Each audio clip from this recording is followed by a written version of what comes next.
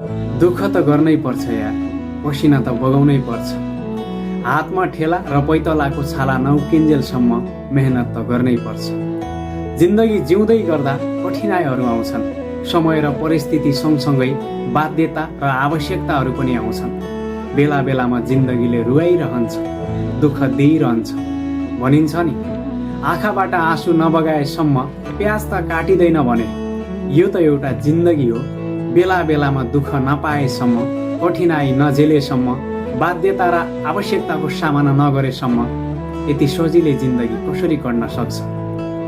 भोलि सफलता पाउनु छ भने त्यो सफलताका लागि आज परित्याग त गर्नै पर्छ। सफलता त्यति सजिलै र कठिनाइ नभोगेसम्म कसैलाई पनि मिलेको छैन। आज पनि इतिहास पल्टाएर हेर्ने हो भने सफल भएका मान्छे अर्थात् सफलता हासिल गरेका मान्छेले कुनै न कुनै बेला खाना नखाएर भोको पेट पनि मेहनत गरेका थिए। घाम असिना पसिना केही पनि नभनेर दुःख गरेका थिए अनि मात्र सफलता हातमा आएको थियो।